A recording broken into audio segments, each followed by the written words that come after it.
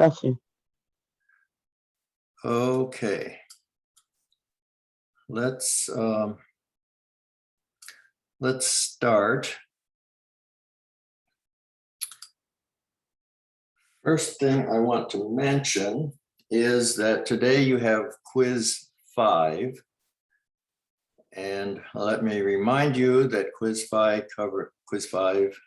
covers mutations and CFTR. So make sure you know the different types of mutations, and make sure you know what causes mutations,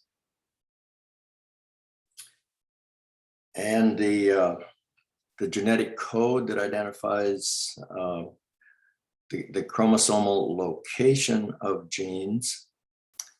And with regard to CFTR, please be sure that you know the pathway of the protein as it goes from the nucleus to its final location. So make sure you know you're familiar with all those areas, and you'll do well on the quiz. You said this is the quiz today, right? Yeah. Not a test. This is just a quiz. It's very short. And you get 2 tries, or it's still just 1? 2 tries. Okay. And I'd like to make a couple of comments about quiz 4. How short is quiz 5? I'm just wondering, because you made it sound like it was very long when you were explaining it. Oh, Yeah. I was just mentioning the areas that you should make sure you're familiar with. Oh, okay. But no, it's 15 minutes. You have 2 tries, and I think there are only 4 questions. Oh, okay. All right, thank you. So who was just speaking? I have Yolanda. Oh, Yusuf, Raj. Faraj, okay.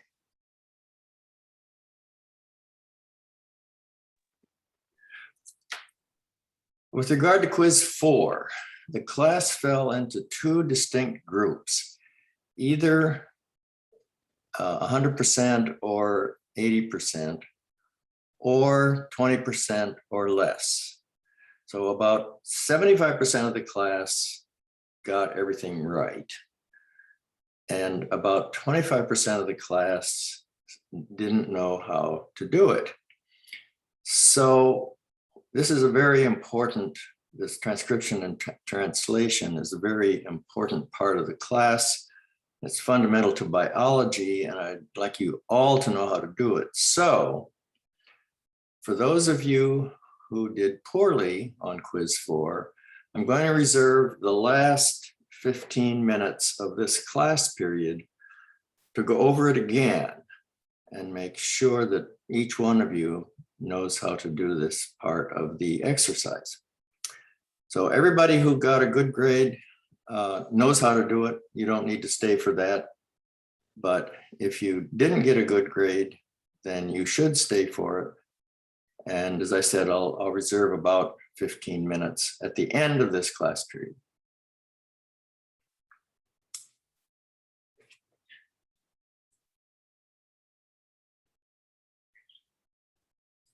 I'd like to spend a little bit of time. I'll share my screen with you, and a little time on your project. You should see the project here as a Word document. I'll make it a little bigger. Tell me if you can't read it. So I've updated this, and you'll find this document in Canvas. I think it's in module 9 or module 8, but it's updated. And I sent you an announcement earlier indicating that there's been confusion and miscommunication about participation.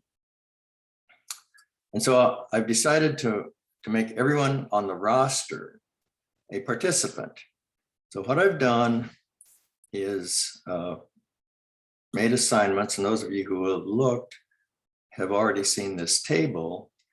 But it turns out there are 48 students on the roster. I have assigned 4 members per group. So there are 12 groups. 12 times 4, 48. So you can see, you can find your name on this table. You can see which mutant has been assigned to your group.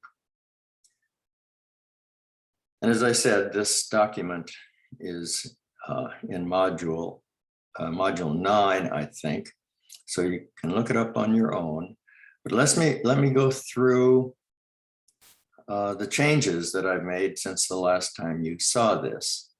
First of all, note who are the members of your group and contact the other 3 members in your group so that you can arrange for preparing your presentation. So that is your responsibility. Get in touch with your group members. Then on November 1 and November 3, we'll have the reports to the class. Each group will have 10 minutes to make their presentation. And you're going to have to time it precisely because I don't want you to go either over or under 10 minutes. And you will need to have your presentation previewed prior to delivering it to the class. And so also in this document, you can see there's a schedule of time slots when you can reserve a time for meeting with me by Zoom. So when you tell me your time slot, then I will send you a Zoom invitation for that time, and we'll preview your presentation by Zoom.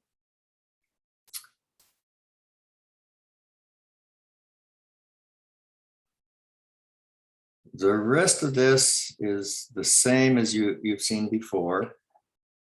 You'll illustrate the effect of your mutation on protein structure, protein function. You'll describe the symptoms and possible treatments.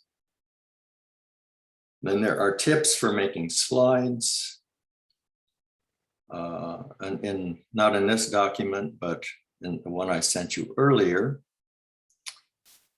And I think those are the only changes. As I said, your presentations will be on November 1 and November 3. Those are 2 class periods that'll be reserved for presentations. And after making arrangements with your group, you can tell me what time slot you would like for your preview. Well, any questions that you have right now? If you have questions later, just send me an email. Where can we find this document? It's in module, I think it's in module 9. You can also click on it from announcements. You can find it in announcements. I have a quick question, Professor. Yeah. You said there's 48 people like assigned in this roster thing, but there's only 26 people in the Zoom call. So Yeah. I'm just wondering where are the other 22 people? I Well, asked the same thing. I don't know, but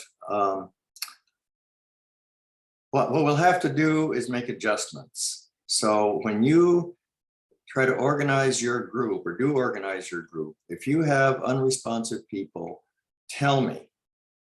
And I will contact anybody that has not responded to you. If I can't get a response either, then we cross that person off. Professor, I was curious as to the list that you made. Were there certain procedures you went to decide who goes with who, or was it random? Yeah, the assignments to groups have been random. Okay.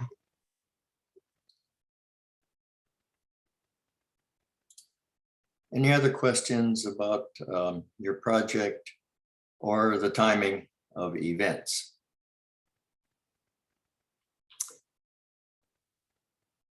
Okay, then I'm going to take this down.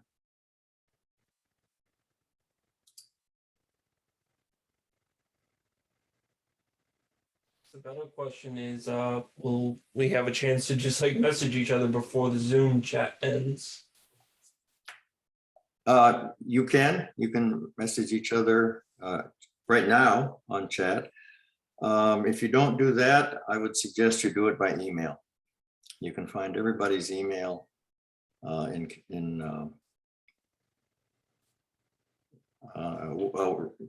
the advisor, the course advisor. Yeah, Course advisor.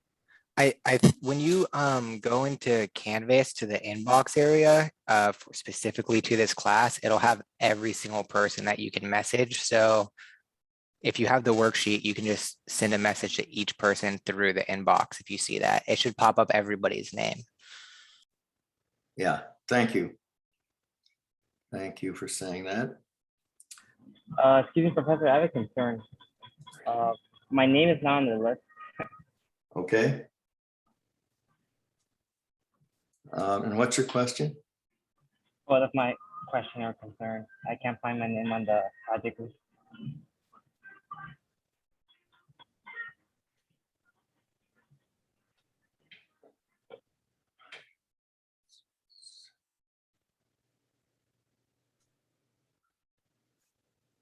For those of you who are wondering, someone mentioned that there are a lot of people who aren't participating right now.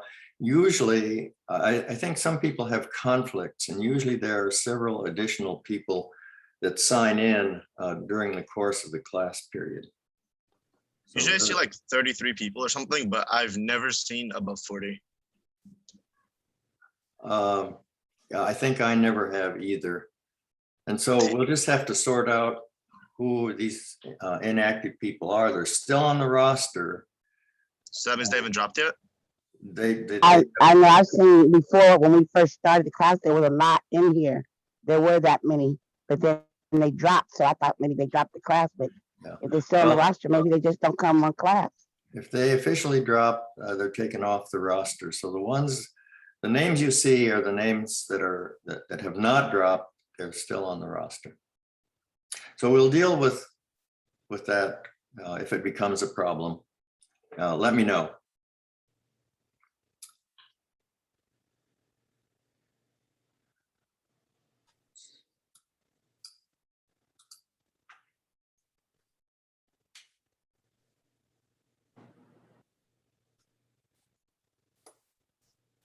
Okay, now I'd like to switch to another topic.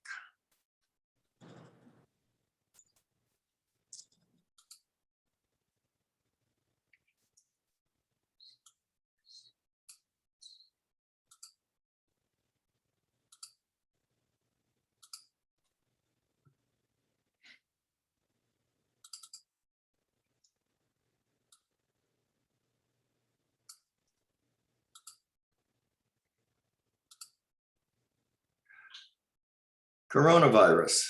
Tell me if you can't see it. See it. Okay, good. This is such a big deal worldwide, and it's in the news every day. So I thought it was worth taking some time, and this is a biology class, to make sure that you understand the fundamentals of the disease and of the vaccines that are available. So, Professor, quick question, slightly off topic. This is Alex Ellis. Okay. What exactly is on the quiz 5 today? What do we need to know? Where can we look? You need to know about the different causes. What are the things that can cause mutations? You'll need to know what types of mutations can be caused. You'll need to know something about the code that is used to designate the location of genes on chromosomes. and you'll need to look at CFTR, where it is in the cell, where it goes in the cell. You think for like the class, that'd be good? Excuse me? So like anything from like last Wednesday that you covered, you think that's what we need to know? Yeah, you need to know what we have covered regarding mutations and regarding CFTR.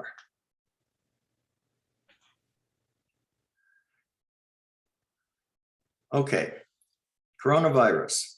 The name of the disease is COVID-19. The name of the virus is SARS-CoV-2. It's a particular respiratory virus. On the left, you see a scanning electron micrograph with artificial color showing the surface of a coronavirus particle. And the little red clusters are what's called a spike protein. Spike protein is on the surface of the virus particle. It's called coronavirus because to some people this looks like a crown. Now, if you go to the center diagram, you can see a drawing of a virus particle. And inside you can see the genetic material, the genome. It's RNA. That's important to remember. It's an RNA virus. And on the surface is this spike protein. So how does the virus actually infect? Well, the bottom of this diagram is a human cell, a human plasma membrane. And so imagine this is a lung cell. On the surface is a receptor molecule called ACE2. Now, ACE2 stands for angiotensin converting enzyme 2.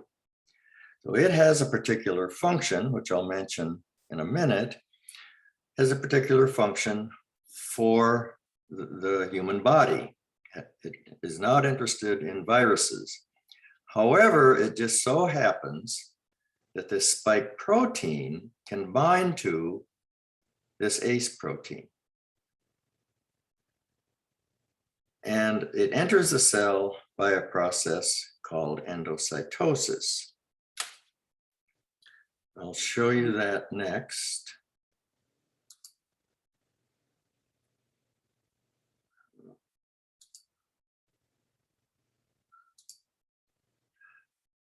So endocytosis is a process whereby a virus particle binds to a receptor on the cell surface, and that invaginates and then closes to make a vesicle, and then the virus particle is within the vesicle. So that's how it gets into the cell. Now, what is the real function of ACE2? It's not there as a receptor for the virus, even though that's what it does. What it's really there for is to regulate blood pressure. And I won't go into the details shown here in these diagrams on the left, but ACE2 helps to regulate blood pressure if it's too high, and also if it's too low.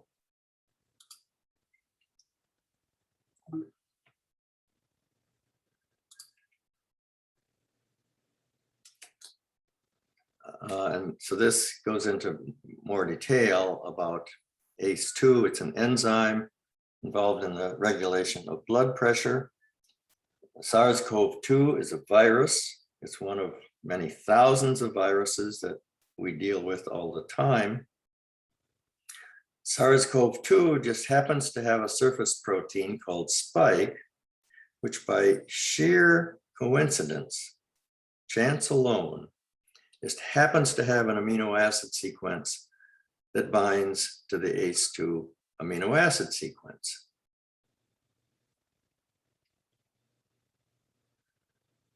So why is SARS-CoV-2, so highly infectious. We have all of these viruses that cause respiratory diseases. Flu, for example, is one of them, many different kinds of cold viruses. So what makes SARS-CoV-2 so special? Well, there are a couple of things we know about it.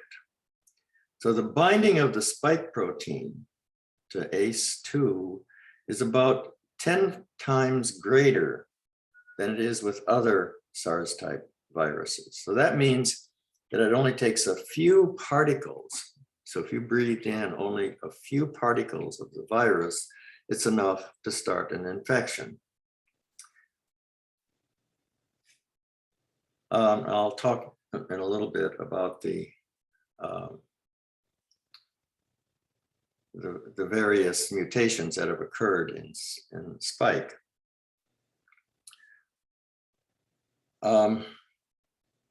Actually, I'm going to stop this. This is not the slide set that I wanted. So I'm going to opt out of this.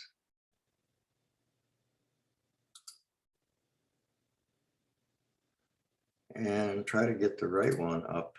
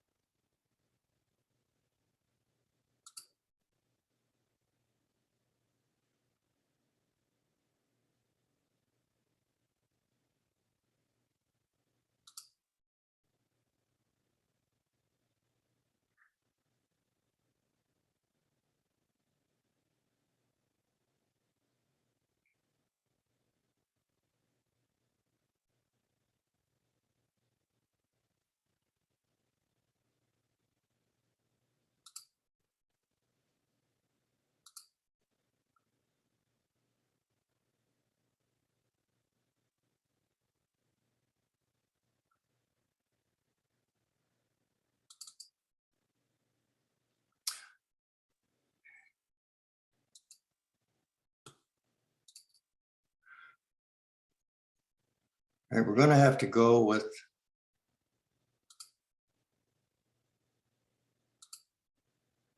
this slide set. I made a different one and somehow it's disappeared. So we'll go with this one. And I've just talked about why, some of the reasons that this particular virus is so infectious.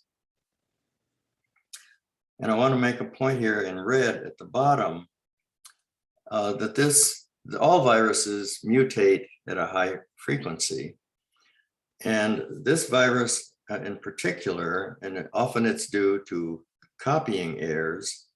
So mutations occur at a constant rate. So the more the virus replicates, the more mutations there are, and the greater the chance that a mutant will appear that's more virulent than the original. So what this means is that people who don't get vaccinated are allowing the chance for the virus to replicate more, and there more mutations can occur, and the greater the chance that a new virulent strain will arise for which the present vaccines don't work. So let's switch now to talking about vaccines. There are two different types that are relevant to us. This third type here, some countries like Russia and China have developed vaccines of the third type. Their heat-killed virus. I'm not going to talk about them because the ones of relevance to you are the first two types. Type 1 is an mRNA that encodes the spike protein. So it's translated to spike in the cytoplasm. And so when the spike protein is made in the cytoplasm, it induces anti-spike antibodies that protect the cells in the future. So the companies that make, that you hear most about in the news are Pfizer and Moderna. They both make an mRNA vaccine. These vaccines based on mRNA are very fragile, and they require storage in ultra cold facilities, -80 degrees centigrade. And they require 2 doses. And now people are talking about a third booster dose to come later. For Moderna, Pfizer already has a third dose available. So the other type is called an adenovirus vector vaccine. And in this case, the spike RNA is reverse transcribed to DNA, and I'll show you in a minute how that works. And then this adenovirus, it naturally infects cells. So this particular version of it is disabled, so it can't cause any disease, but it does carry the spike DNA protein, or spike DNA into the cell, where it goes to the nucleus and it's replicated. Now, the main company that makes this virus, this vaccine, is Johnson & Johnson, J&J. Now, it has the advantage that it can be stored at normal refrigerator temperatures, at just above freezing, and only 1 dose is required for an immunization. So these are the 2 basic types of vaccine. And what I'd like to do now is go through how these vaccines work. And this website that's indicated here at the bottom is sort of a debunking. There's a lot of misinformation going around now about vaccines. And this is a debunking of some of those conspiracy theories. And I've put this in, I think it's in module 9 in Canvas. So you can read these debunkings of conspiracy theories. So, Professor Yeah. Yolanda, Uh-huh. you said with the Johnson & Johnson only takes 1 dose, yet is on the refrigerator regular normal temperature, whereas the Pfizer and Moderna, which I took the Moderna, is under the ultra cold. It has to be extremely cold, and you have to take 2 doses. Right. But my thing is with the Johnson & Johnson, then why is it's because it's under the normal refrigeration that is causing more side effects? That's why they kind of stopped everybody from taking that one? No, these differences have nothing to do with side effects. The reason that the mRNA vaccines require ultra cold storage is that they are mRNAs. They're pure mRNAs. And I'll tell you in a minute, they're encapsulated in little oil droplets, and that's what gets injected. Johnson & Johnson is based on a viral vector, and it's actually injected as DNA, not RNA. So DNA is much more stable than RNA is. So that's why it doesn't need ultra cold storage. Just a normal refrigerator will keep it safe. And Professor? yeah. Hi, this is Fakriya. So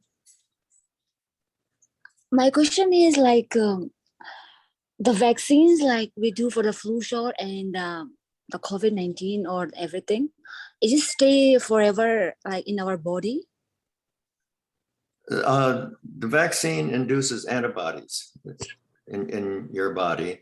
And those antibodies, in principle, will stay forever, although usually if they're not challenged for long periods of time, the level of protection will decrease. And for flu shots, for example, because that virus mutates all the time, there's a different strain or set of strains every year. And so a new vaccine has to be made for the current year's strains, and that's why you need to get a flu shot each year. Oh, Do you my think that that's sister. going to happen with the COVID vaccine too? Is each year we're going to have to get a new shot essentially in order to take the mutations, to keep up with the mutations? The only mutations that are that we are aware of at this time, and I'll talk a little bit about the Delta variant. That's the one that's going around now all over the world and causing so many problems. But the vaccines that are available are effective against even the Delta variant. So the problem is not the vaccine. The problem is not enough people are getting vaccinated. This was Alicia Carroll, by the way. Oh, okay, I got you. All right, let's go on. Professor, why I have a Moderna vaccine, and I received a call from my doctor last week. Then I don't need the booster. I don't need the booster because I have Moderna vaccine. That's right. You don't need a booster. Moderna is expected to come out with a booster shot very soon, within the next week or so. And once it does, you may be eligible. Right now, people eligible for boosters are either the elderly or people with underlying conditions like that have immunocompromised systems, or they might have a disease like diabetes. In other words, they're particularly vulnerable. Only those people are eligible for boosters. And right now, only J&J can offer a booster shot. But very soon, Moderna is expected to be able to do the same. So is that the booster that we saw the president take? Because he did take a booster the other day. Was that the same one? Okay. Right. So he got a J&J booster shot. Oh, okay. All right. This slide looks intimidating. It really isn't. It just shows you how an mRNA vaccine actually works. So if you go to the upper left, you can see a drawing of a virus particle, and inside is this spiral that represents an RNA molecule. That's the genome of the coronavirus. And this little red part encodes the spike protein. So this is RNA, but this little red sequence encodes a protein called spike. So what Moderna and Pfizer have done is to clone this little piece of RNA, produce it in quantity, and then package it in little oil droplets. Very, very tiny. They're called nano droplets. So these tiny droplets of oil have the RNA in them.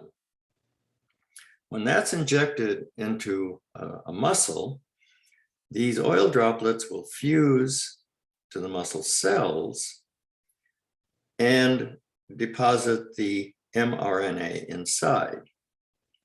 And here, the normal cellular machinery takes over. And you know how this works. If mRNA is in the cytoplasm, ribosomes come along and they read it. They read the code in the mRNA. And the code, of course, is for a spike protein. So the cellular machinery just immediately starts making spike protein, which makes its way to the surface of the cell.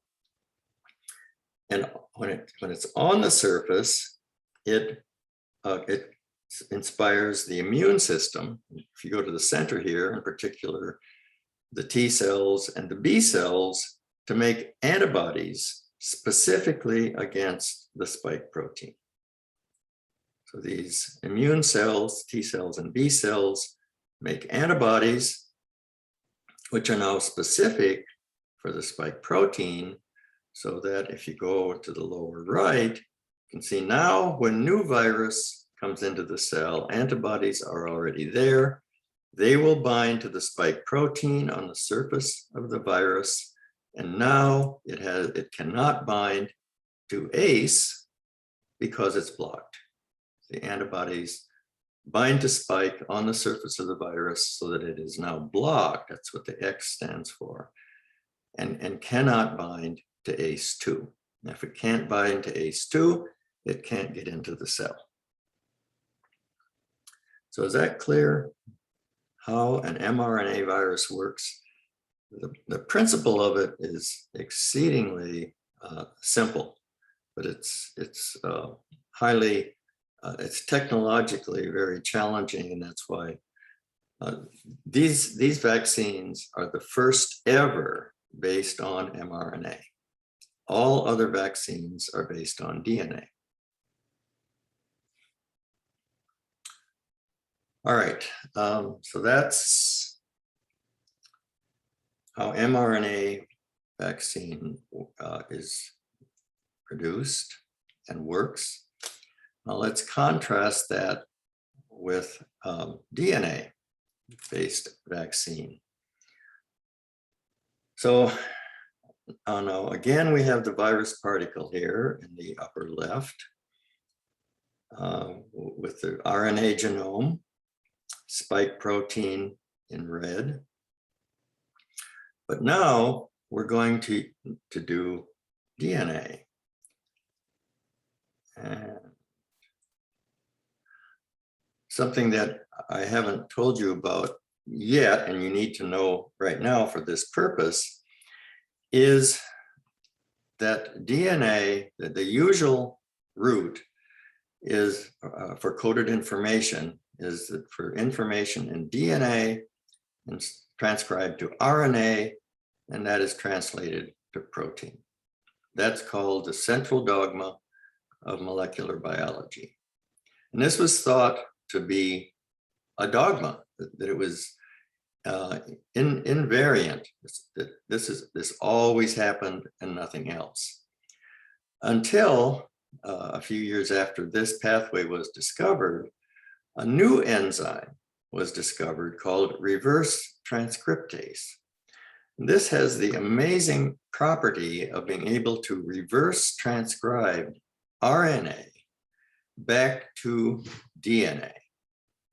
And this is what the people who make DNA coronavirus vaccine, they use this enzyme in order to do it.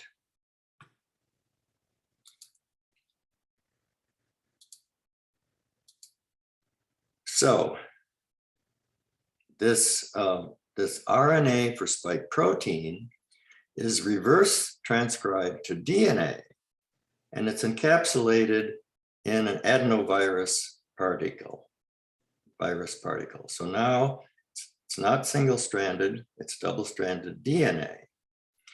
Now, this virus particle is naturally able to infect human cells. It's disabled so that it can't cause any disease symptoms when it does that, but then it goes forward, it enters the cell by endocytosis, and now the virus particle injects this DNA, this coronavirus DNA, into the nucleus. And now the normal processes take over. So in the nucleus, DNA is now transcribed to RNA, which is single-stranded. That RNA goes to the cytoplasm, where it's translated to spike protein. And then that spike protein, so you see that here, the RNA is translated to spike. The spike then goes to the surface of the cells, and we're back to this point, to the same place we were with the mRNA virus. So the only difference with an adenovirus vaccine, and that would be J&J, is that the spike RNA is reverse transcribed to DNA. It's packaged in a DNA virus. The virus infects a cell, introduces the spike gene, and that then is translated to spike protein, which then induces antibodies. The antibodies then block the spike protein on any new virus that comes in, so that they cannot bind to ACE2. If they can't bind to ACE2, they can't infect.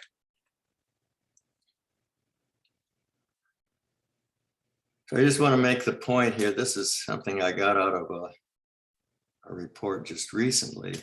All of these lines are known mutations. And the title of this article was Evolving Threat. And the point here is that this is how fast coronavirus mutates. So these samples were taken from all over the world, and each one represents a different mutation in the viral genome. Now the Delta virus, the Delta variant is shown here, first spotted in India. This is the highly virulent one that is dominating the world right now. And it's much more virulent than Alpha. Alpha is this one over here to the right, but doesn't matter what strain it is, they all mutate a lot. And this is the danger. The more the virus replicates, the more it will mutate, and the greater the probability that we'll get a new variant that's even more dangerous than what we have.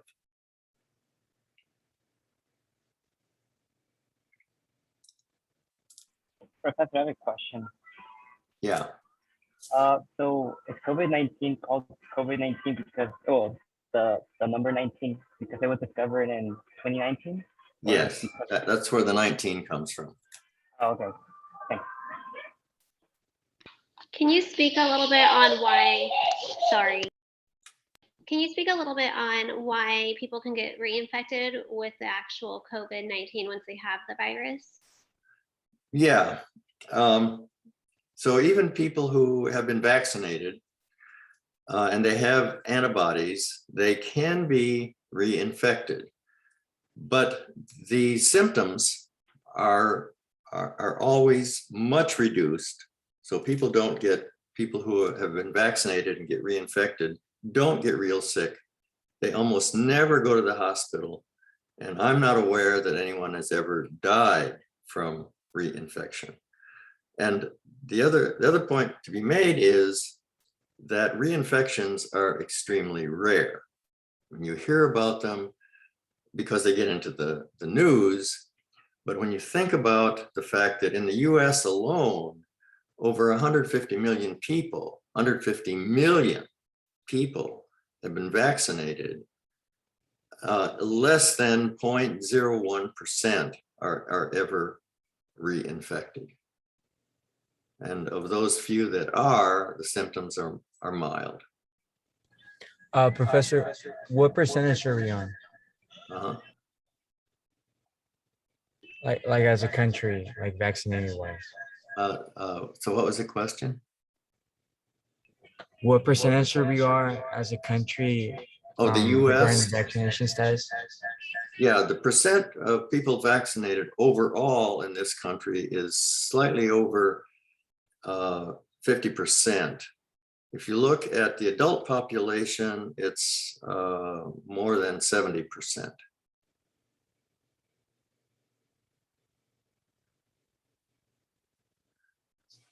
A real problem right now is with children, because children need to go to school for many different reasons, but yet they're not eligible to be vaccinated. So the only recourse that parents have is to send their children to school with masks and try to keep them socially distancing.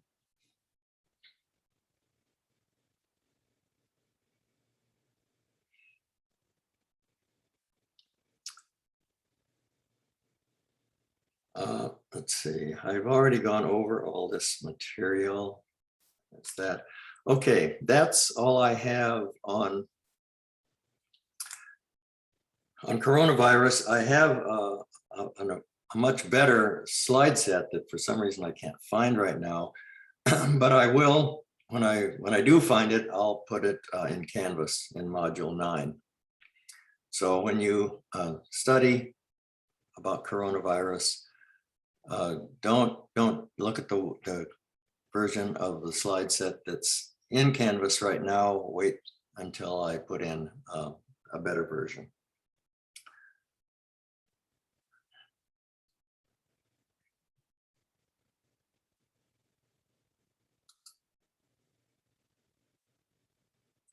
All right, that's all I have for today. The class period is shortened today because you have a quiz, and I want to take the rest of the time that we do have to go over transcription and translation for those of you who didn't do well on quiz 4.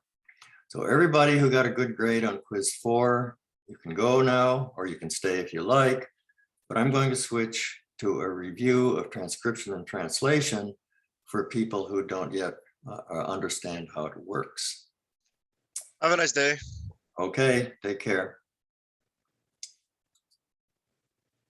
All right. So I'm going to share my screen again. And let's see.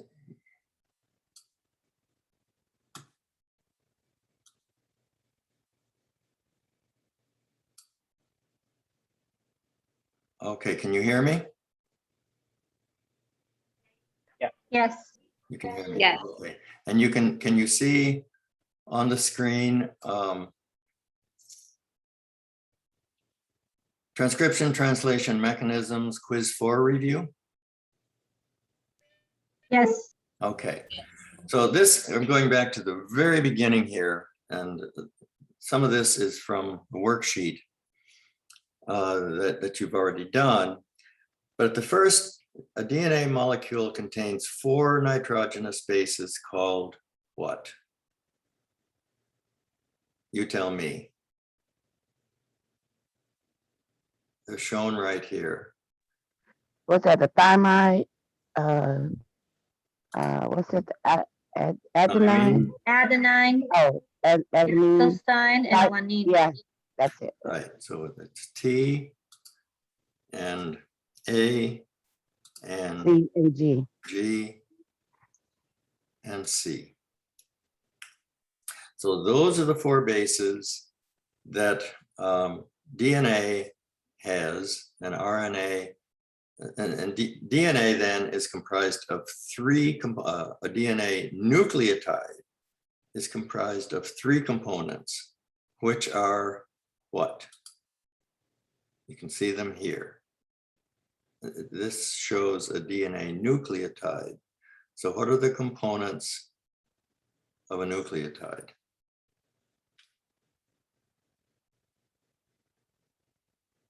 What's in yellow? The DNA, the phosphate, and the Phosphate. sugar phosphate. Okay, sugar. And you've already talked about them, and a base. Okay, so that's the basis of DNA. A base pairing in a DNA molecule is complementary. Therefore, let's pick one, and let's just say T, thymine, bonds with what? C. Anybody else? Hey, A. Adenine, right. Thymine always bonds with adenine. And let me put in a G. Guanine always bonds with C. C. Right. There's never any variation. This is always what happens. And so you see that illustrated here. Let me make this a little bigger. So on the right, you see the double helix, and you see the hydrogen bonds holding the two strands together.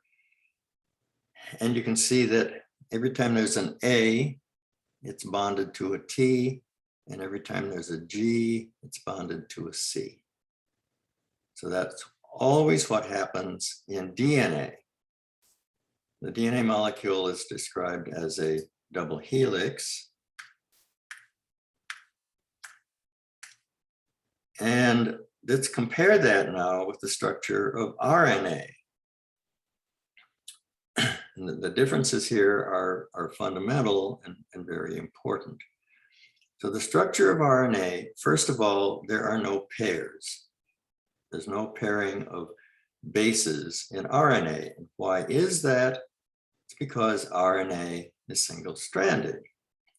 You can see here is a drawing of an RNA molecule. Let's make that bigger. And if you see the different colors of the bases here, you can see the pink ones. Pink is here, that's adenine. The green ones, you can see green, that's guanine. The yellow ones, every place there's a yellow one, that's a cytosine.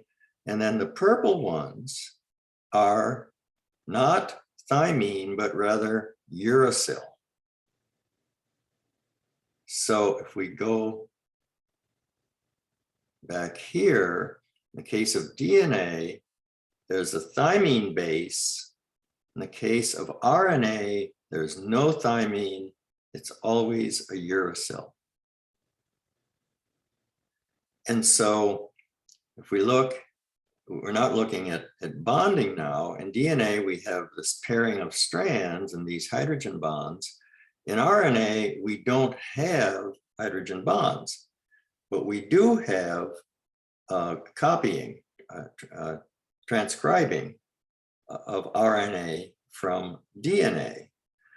And so in DNA, wherever there's a T, in RNA, there'll be an A.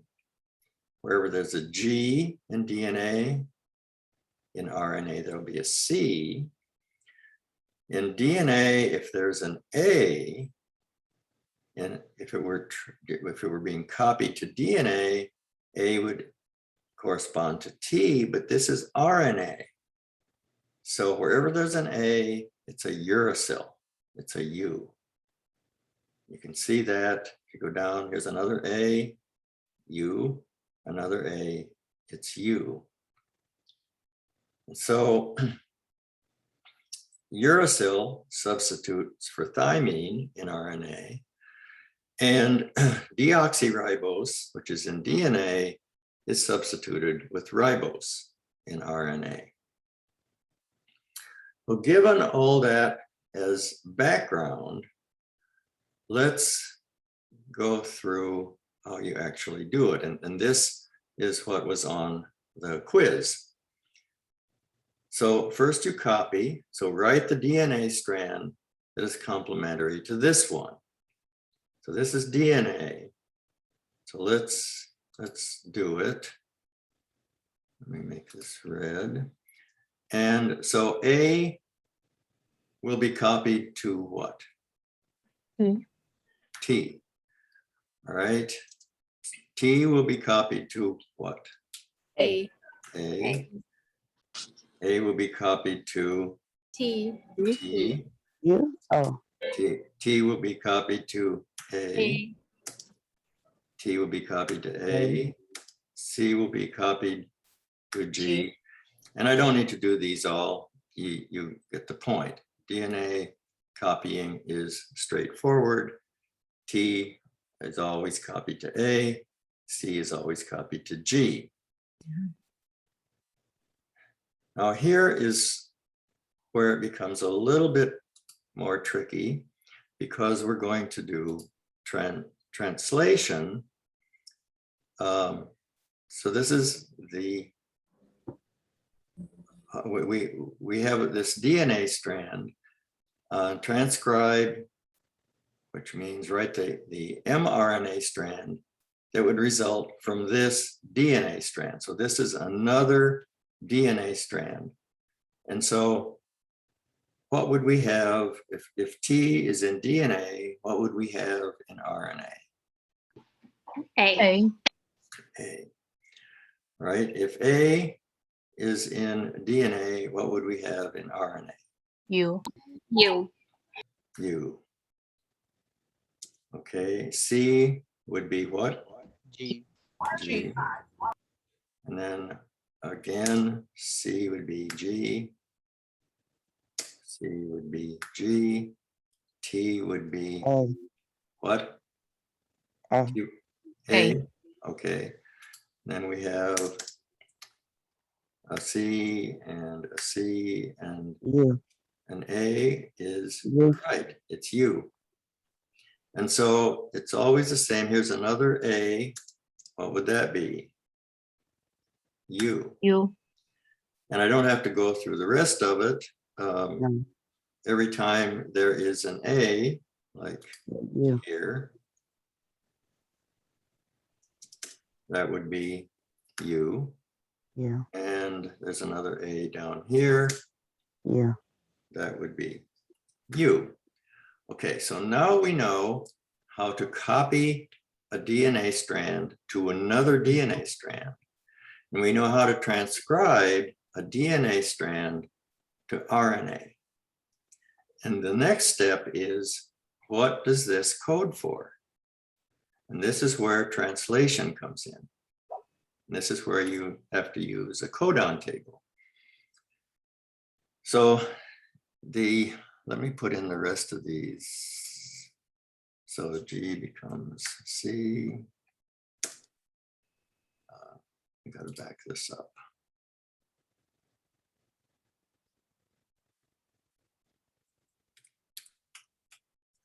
C becomes G. This would be C, A, C. A becomes U. G becomes C. T becomes A. A. We have a G and a G. G. And this A. T becomes what? A. A. And then A U. becomes U. U.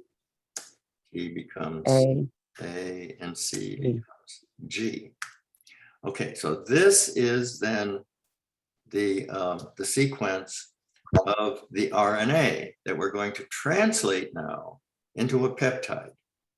So let's go to the first three letters. That's a codon, AUG. We go to the codon table, and it says the first base is A. The second base is U, that's this box. And the third base is G. MET. And say it again. MET.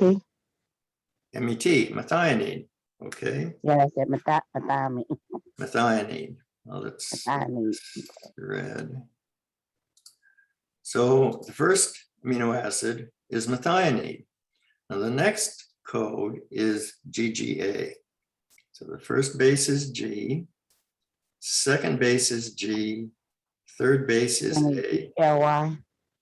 glycine, GLY. Okay, let's go to the next one, CCU. First base is C, second base is C, third base is U, that's proline, PRO. Next one, UCG, first base is U, C, G. Is serine. Everybody see that? That's serine. Next is CAC. First base is C, A, third base is C, that's histidine.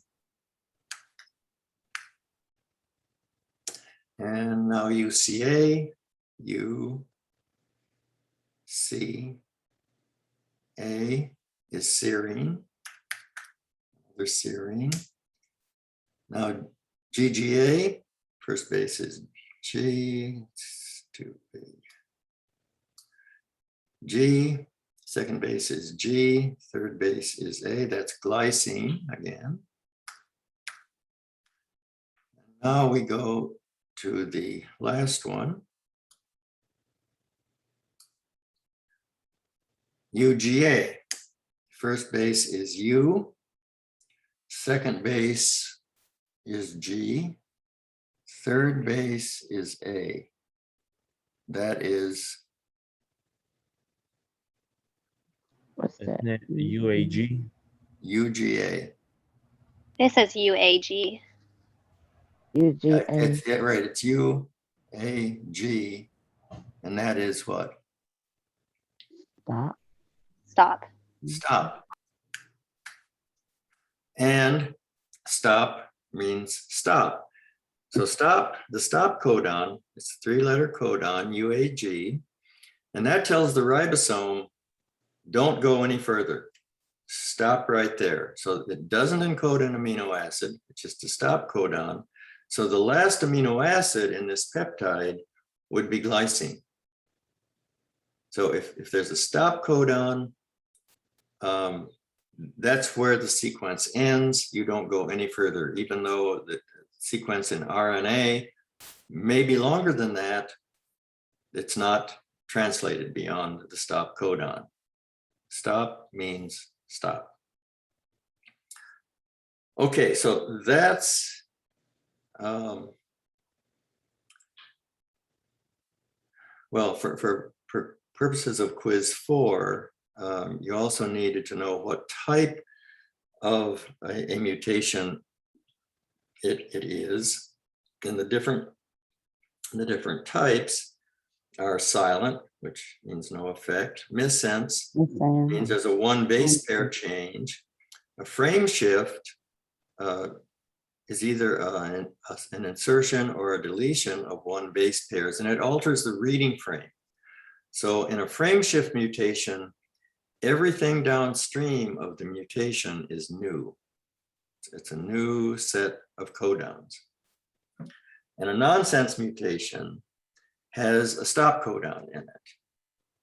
Nonsense means stop, and it means that the peptide is short. It's abnormally short because there's a stop codon before the end of it.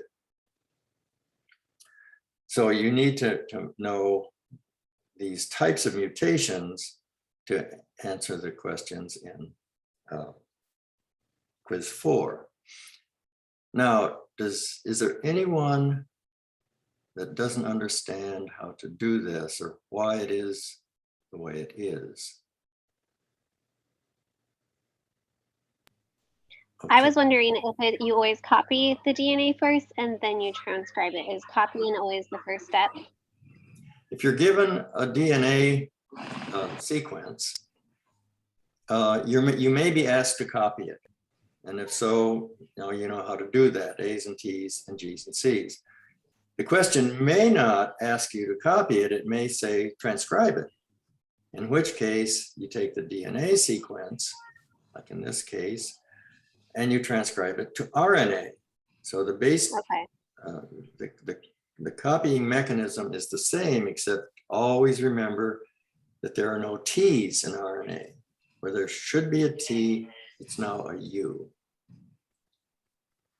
And then make sure you know how to use a codon table to take the RNA sequence and convert it into amino acids. So Having gone over this, and I think you all understand it now, how many of you think you could go to quiz 4 and do it? Me, Yolanda. I could. Anybody think they couldn't? Okay, Yeah. then I'm going to go to quiz 4 and I'm going to unlock it for everybody in the class who did not get either an 8 or a 10.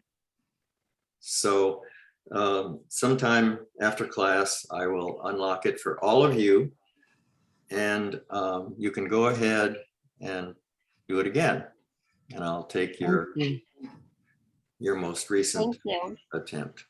Thank you. Thank you. Jesus. Professor, this is S. Steve. That's really helpful. This is S. Steve Stinson. I just, the one mistake I made, I didn't know you weren't supposed to keep writing. I got to the stop and I didn't stop. I just wrote everything because I thought we were supposed to write everything. Well, I didn't take points off for that because I hadn't emphasized that in the class that you don't keep translating after stop. But now you know, you don't translate after stop. Yeah, that's why I stayed. I wanted to be sure of what it was I was doing. Yeah. Well, you shouldn't have had any deduction for adding more amino acids. As I say, I didn't intend to take anything off for that small mistake. Okay. So if you had stop plus more amino acids, you should have gotten full credit. All right, thank you. Mm-hmm. Anything else? Okay. Professor, I have a concern regarding not the project. Okay, anything. So I noticed that in the project list of names, the group member, my name is not there, and I don't know which group I belong to. Jose Arredondo? Yes. Your name is not there? Okay, that's my mistake. I will make sure that you get included, and I'll send you a message. Okay, I appreciate it, Professor. And tell you which group. Okay, I'll send you a message, and then you can find the list of groups and mutations and just add your name to the one that I send you. Thank you, I appreciate it. So there's at least 5 in each group? There's 4 in each 4? group. Oh, okay, 4. Professor, Uh-huh. so for the last quiz, I mean, like I did the part sequence, right? And the other one I did like one mistake and my whole question was wrong. I didn't get the credit, like the thing I did right. On quiz 4? Yes. Okay, let me check that again. Okay, thank you. So quiz 4, you want me to regrade it? What score did you get on quiz 4? So I mean, like I did one mistake on the part. Let me check.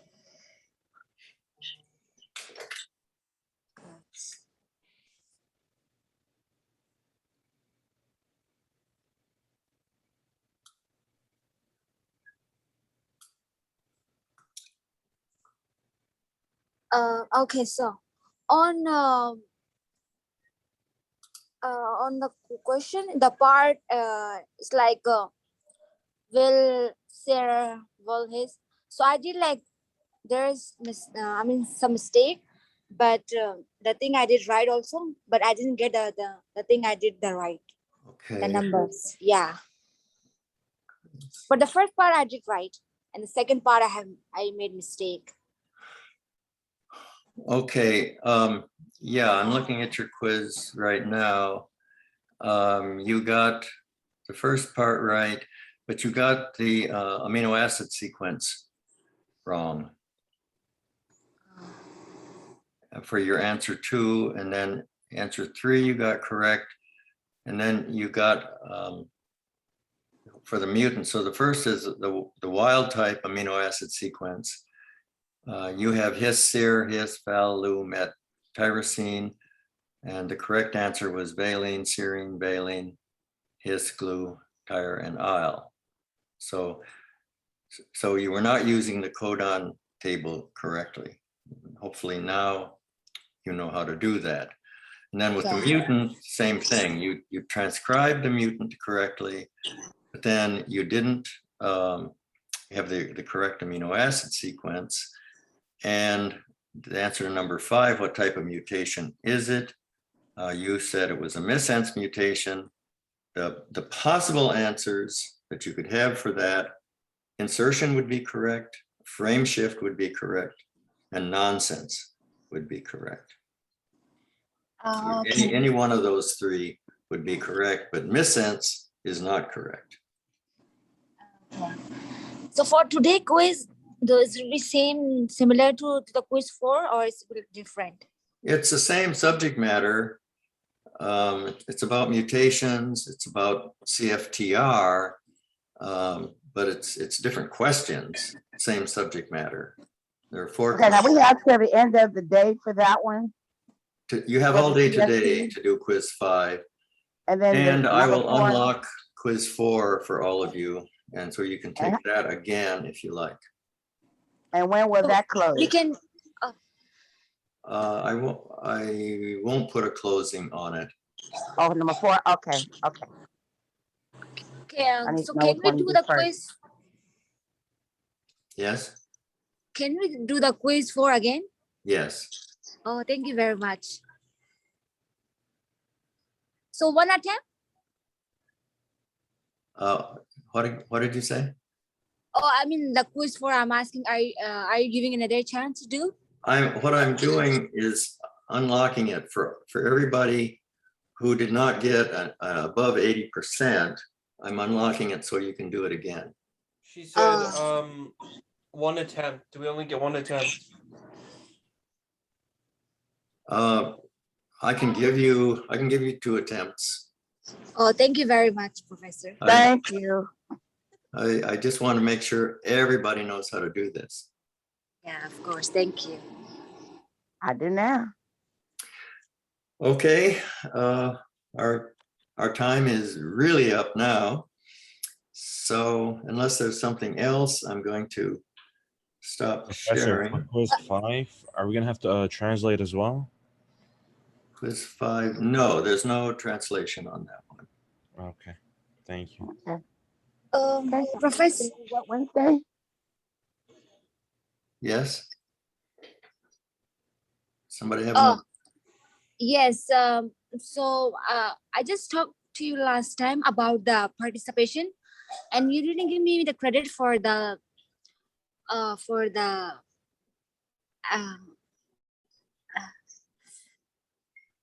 here is okay for the September 13 and 15.